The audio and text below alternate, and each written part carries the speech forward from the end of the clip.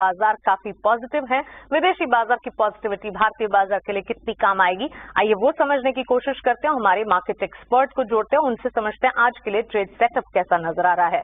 Religare broking के अजीत मिश्रा मेरे साथ जुड़ गए हैं। अजीत, गुड मॉर्निंग, स्वागत है आपका ET Now स्वदेश पर। इस वक्त ग्लोबल सेंटिमेंट्स पॉजिटिव है, लेकिन भारतीय बाजार में पिछले हफ्ते भारी उथल पुथल थी और फ्राइडे सेशन तो ऐसा नजर आ रहा था, क्या कहें, यहाँ पर ब्लड बाथ, मेहम, बिकवाली का दबाव, रेड फ्राइडे, ब्लैक फ्राइडे, गिरावट आ रही है। सारे के सारे शब्द जो हैं वो इस्तेमाल किए जा रहे थे और वो भी क्यों ना। 1300 अंकों की बिकवाली बैंक निफ्टी में, करीब 300 अंकों की गिरावट निफ्टी में और हर तरफ लाल निशान के साथ कामकाज।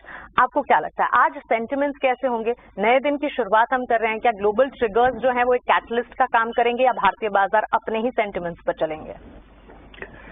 Good morning Mansi. तो मानसी देखिए, लास्ट वीक हम सबको पता है कि मतलब 4 हफ्ते की कंसोलिडेशन जो चल रही थी मार्केट में, उसका ब्रेकडाउन हुआ फ्राइडे के सेशन में। काफी शार्प सेलिंग प्रेशर था अक्रॉस दी बोर्ड। आपने देखा कि प्रेशर था, एक्सेप्ट कुछ एक पॉकेट जैसे कि FMCG और ऑटो, जहां पे कि आपने पॉजिटिव क्लोजिंग होते हुए देखी।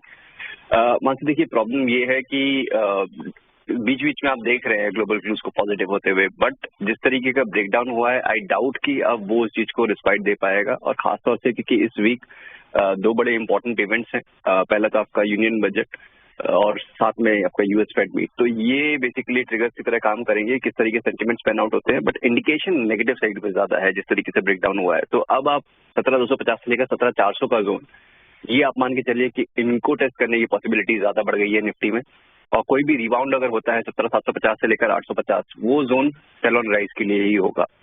सिमिलरली बैंकिंग इंडेक्स, जहां पे की प्रेशर ज्यादा था अक्रॉस द बोर्ड, ना ही केवल प्राइवेट बैंक बल्कि PSUs में भी काफी शार्प कट देखने को मिले थे। तो वहां पे देखिए आपको लग रहा है कि 39,750 जो कि करीब 200 दिन का एक्सपेंशन मूविंग एवरेज है, उसको रिटेस्ट करने का अभी भी इसमें इंडिकेशन है। और उसके बाद अगर आपने उसको ब्रेक कर दिया, फिर 39,200 तक के लेवल्स भी इसमें पॉसिबल है।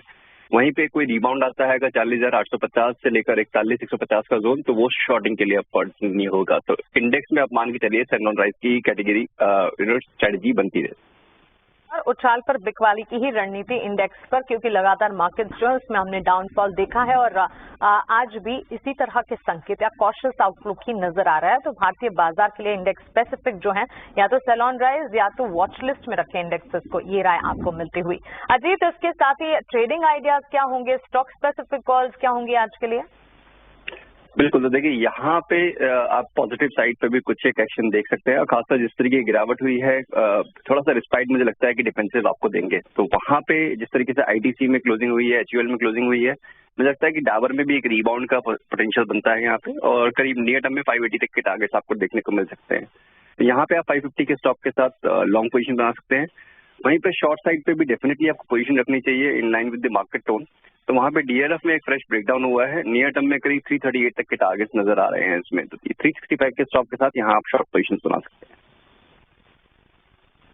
अजीत, शुक्रिया आपका ये सारी के सारी ट्रेडिंग आइडियाज हमें बताने के लिए और इंडेक्स पर भी अपना रुख हमारे साथ शेयर करने के लिए शुक्रिया आपका। तो क्लियरली DLF में एक राय यहाँ पर बिकवाली की 338 के टारगेट्स को मानकर चले और खरीदारी डाबर में 580 के टारगेट्स को ध्यान में रखते हुए आपको करनी होगी। तो चलिए, ये तो हुई इंडेक्स पर आउटलुक और ग्लोबल सेंटिमेंट्स की बात, लेकिन भारतीय बाजार में अर्निंग्स का सीजन चल रहा है और अर्निंग्स के सीजन में कई सारे निफ्टी और F&O के नंबर्स आ रहे हैं। कैश सेगमेंट की भी एक लंबी लिस्ट